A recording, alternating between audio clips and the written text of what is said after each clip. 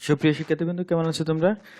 অষ্টম শ্রেণীর fourth উইকের third assignment, ইংলিশের অ্যাসাইনমেন্ট নিয়ে হাজির হয়ে গেলাম। সেই অ্যাসাইনমেন্টে যে জিনিসগুলো আছে, তোমাদের এখানে যেই অ্যাসাইন টাস্ক যেটা মূলত কাজ করতে হবে, সেটা হচ্ছে এক্সারসাইজ অ্যাট পেজ 143। হ্যাঁ, 143 143 পৃষ্ঠায় যে চেঞ্জিং সে assertive sentence into interrogative sentence আছে, সেই জিনিসগুলো তোমাকে করতে হবে এবং একটা প্যারাগ্রাফ লিখতে হবে, যেটা হচ্ছে গত বছর তুমি ভিজিট করেছো কোনো এক জায়গায় এবং সেখানে কিছু প্রশ্নের অ্যান্সার ইনক্লুড করতে হবে। সেটা হচ্ছে where did you visit, why did you go there, how did you go there, কীভাবে তুমি গেলে, হু অ্যাকম্পানিড ইউ, কে তোমার সাথে ছিল, এবং did you like the place, why why not. হ্যাঁ, তুমি কেন সেটা পছন্দ করবে এবং কেন পছন্দ করবে না। ওকে, তো তাহলে এই সেন্টেন্স এখানে একটা জিনিস মাথায় রাখতে হবে, এখানে একটা জিনিস তোমাকে মাথায় রাখতে হবে, সেটা হচ্ছে তোমাদের অবগতির জন্য একটি কথা বলে দিচ্ছি, সেটা হচ্ছে 143 পৃষ্ঠায় পুরাতন বইতে কিন্তু 10টি প্রশ্ন আছে ট্রান্সফরমেশন অফ সেন্টেন্সের, সবগুলা নেই। আমি এখানে 12টি প্রশ্ন ইনক্লুড করেছি এবং সেগুলোর অ্যান্সার দেওয়ার চেষ্টা করেছি। ওকে, তো আমরা শুরু করি তাহলে। আর আশা করছি তোমরা ইতিমধ্যে চ্যানেলটি সাবস্ক্রাইব করে নিয়েছো। যদি সাবস্ক্রাইব না করে থাকো, অবশ্যই সাবস্ক্রাইব করবে এবং বেল আইকনটি ক্লিক করে রাখবে, যাতে করে পরবর্তী ভিডিও তোমরা পেতে পারো। তাহলে শুরু করি। প্রথম যে সেন্টেন্সটা আছে এখানে দেখো, ইট ওয়াজ এ গ্রেট সাইট। এটাকে যখন আমরা ইন্টারোগেটিভ করব তখন কারেক্ট করতে হবে, যেহেতু এখানে টু বি ভার্ব আছে ওয়াজ, তাহলে wasn't it a great sight, wasn't it a great sight. ঠিক আছে, আচ্ছা, এটাকে আরো একটা উপায়ে করা যায়, দরকার নেই, তোমরা এইভাবেই করবে, এটাই শুদ্ধ। নাম্বার 2 হচ্ছে no one can tolerate this. No one can tolerate this যখন নো ওয়ান থাকে তখন আমরা হু দিয়ে করতে পারি, হু ক্যান টলারেট দিস। ঠিক আছে, এটাকে করতে হবে হু ক্যান টলারেট দিস। আচ্ছা, তারপর আমরা অ্যান্সার পাচ্ছি no one can tolerate this, no one থাকলে হু দিয়ে করা যায়। অথবা অনেকে দেখলাম এভাবে করছে যে can anyone tolerate this, এভাবে দরকার নেই, ওটাই can, who can tolerate this এভাবে করবে। তারপর হচ্ছে there is anything particularly impressive about this picture. হ্যাঁ, নাম্বার 3 যেটা, এখানে যে প্রশ্নটা, এটা কিন্তু পুরাতন বইতে নেই, তোমাদের 2020 সালের সিলেবাসে অন্তর্ভুক্ত হওয়া বইতে কিন্তু আছে এটি। হ্যাঁ, এটার অ্যান্সার হবে is there anything particularly impressive about this picture, is there anything particularly impressive about this picture. Okay, তারপর হচ্ছে nobody salutes or worship the setting sun. হ্যাঁ, এটাকে দুভাবে করা যায়, একটা হচ্ছে does anyone salute or worship the setting sun, অথবা who does salute or worship the setting sun. হ্যাঁ, এখানে যে জিনিসটা, বইতে কিন্তু নতুন বইতে ওরশিপ আছে, পুরাতন বইতে স্যালুট আছে, যে কোনো একভাবে করলে হবে। ঠিক এই নিয়মটা অনুসরণ করে তুমি 2 নাম্বারটাও করতে পারো। ঠিক আছে, ক্যান এনিওয়ান দিয়ে হবে তখন। আর নাম্বার 5 হচ্ছে কি, Gulliver could hear his watch ticking in his pocket. হ্যাঁ, টেকিং ইন হিজ পকেট, এটাকে ইন্টারোগেটিভ যখন করবো তখন যেহেতু এখানে টু বি ভার্ব কুড আছে, sorry modal auxiliary verb could আছে, আমরা কুডটাকে সামনে নিয়ে যাব, আর যেহেতু এটা অ্যাফার্মেটিভ আমরা নেগেটিভ করে দেবো। ঠিক আছে, couldn't Gulliver hear his ticking watch ticking in his pocket. তারপর নাম্বার 6 হচ্ছে it is useless to cry over spilled milk. হ্যাঁ, এটাকে যখন আমরা ইন্টারোগেটিভ করবো তখন এভাবে করতে পারি, যেহেতু ইউজলেসটা একটা নেগেটিভ ওয়ার্ড, আমরা ওই নেগেটিভ ওয়ার্ড ধরেই সাধারণ করার চেষ্টা করি, সেটা হচ্ছে এভাবেই হবে, it is useful to cry over spilled milk. Okay, অনেকে আবার এভাবে করছে ইজন্ট ইট দিয়ে করছে, সেটাও সঠিক হবে না যে তা না, তবে আমার কাছে অ্যাপ্রোপ্রিয়েট মনে হচ্ছে এটাই। তারপর হচ্ছে Switzerland is none for its scenic beauty. হ্যাঁ, এটাকে যখন আমরা ইন্টারোগেটিভ করবো, এটা বইতে নেই, এটা হচ্ছে নতুন বইতে আছে, ইনক্লুড করা হয়েছে, এটা হবে এরকম, isn't Switzerland known for its scenic beauty. Number 8 হচ্ছে the beauty of nature is beyond description. হ্যাঁ, এটাকে যখন আমরা ইন্টারোগেটিভ করব তখন isn't the beauty of nature beyond description, এভাবেই হবে। এখানে একটা জিনিস মাথায় রাখতে হবে, প্রশ্নবোধক চিহ্ন যদি তুমি ইন্টারোগেটিভ সেন্টেন্সে না দাও তাহলে সেন্টেন্সটি ভুল এবং এক্ষেত্রে তুমি মার্কস পাবে না। কেমন? তারপর হচ্ছে নাম্বার 8 যেটা নাম্বার 8 এ করতে হবে তোমাকে everybody has heard of Darwin. ডারউইনের নাম শুনেছো তো, এটাকে এভরিবডি আছে, আমরা সাধারণত এটাকে যখন ইন্টারোগেটিভ করব হু has not heard of Darwin. ভুলেও কখনো কিন্তু এখানে আমি দেখছি অনেকেই ডাজন্ট এনিবডি ডাজন্ট এভরিবডি দিয়ে করছে, এটা ভুল হবে, অবশ্যই ভুল হবে, এবং এটা সঠিক অ্যান্সার হচ্ছে who has not heard of Darwin. Number 9 হচ্ছে he has his dinner at 7 every evening.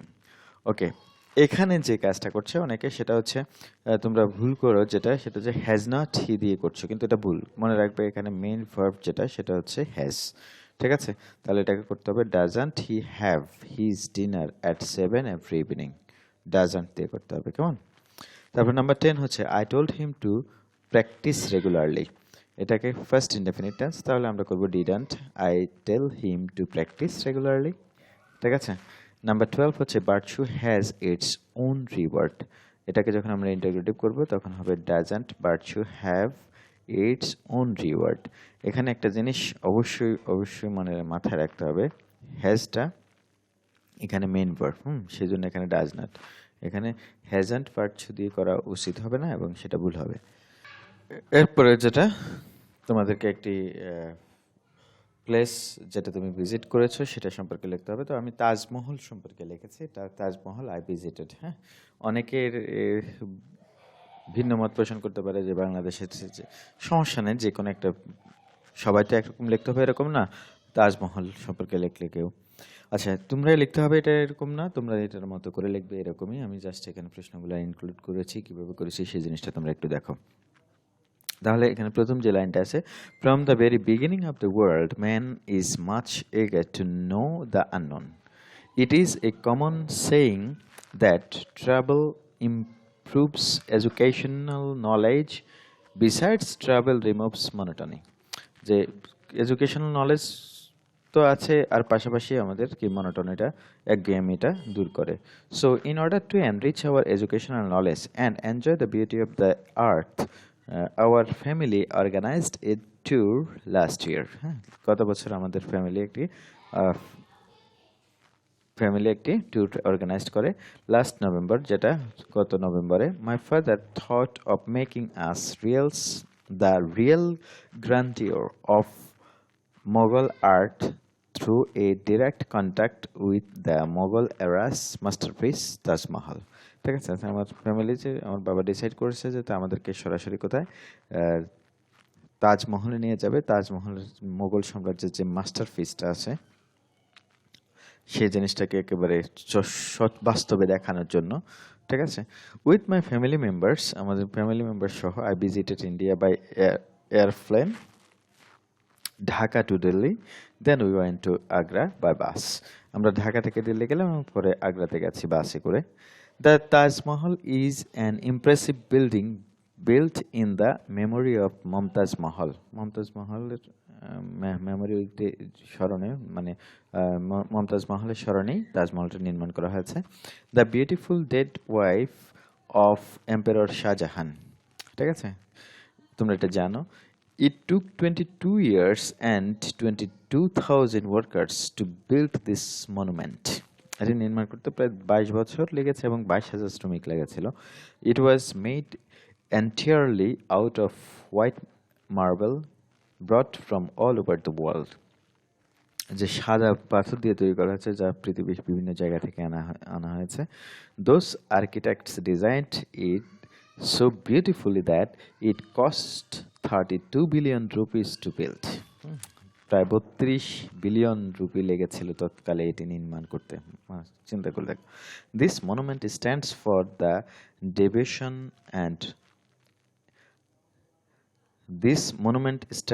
the devotion and love for his dearest wife. We reached Agra on a full moon day. আমরা একেবারে যে পূর্ণ চাঁদে গেছি এরকম আর কি।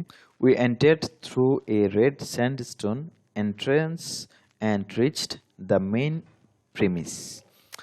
যে একেবারে মূল চত্বরে আমরা গেছি আর কি। যেখানে কথা বলা হচ্ছে। তারপর হচ্ছে কি, the green glass and green trees adorned its majestic beauty. We went towards the grand building. After so many years, even today the marbles are intact. এত বছর পরেও যে মোগল যে পাথরগুলা যেগুলো আছে সেই পাথরগুলো এখনো নতুনের মতো ইনট্যাক্ট রয়েছে। We found carved প্রার্থনালয় যেটা motifs and prayers in Urdu in the walls and floor, হ্যাঁ, যে ফ্লোরে কিছু প্রার্থনা সঙ্গীত মানে কিছু দোয়া দুরুদ লেখা আছে এরকমই উর্দু এবং উর্দুতে। তারপর in its structure there is the combination of many architectural styles such as Indian, Persian, Turkish, and Islamic. Okay. Below the surface, we got to see the sarcophagus of both Mumtaz Mahal and Shah Jahan, the eternal lovers.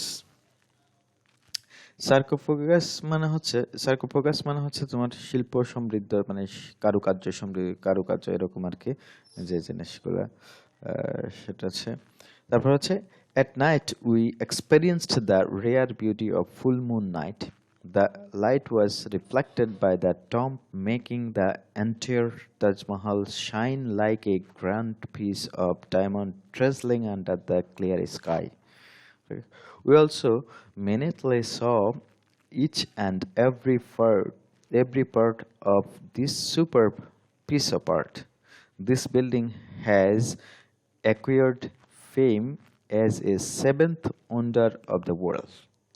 The beauty charmed us very much. I am full of wonder even now and can still see the beauty of the Taj Mahal in my mind's eye. তাহলে সবগুলো প্রশ্নের answer এখানে দেওয়া হয়েছে। তো তোমরা আশা করছি তোমাদের মতো করে লিখবে। তোমরা এরকম লিখতে হবে এরকম কোনো কথা নেই, তোমাদের মতো করে লিখলে বিষয়টা আরো বেশি ভালো হবে। তাহলে এ পর্যন্তই, সবাই ভালো থাকবে, অবশ্যই চ্যানেলটি সাবস্ক্রাইব করে পাশে থাকবে। ধন্যবাদ সবাইকে।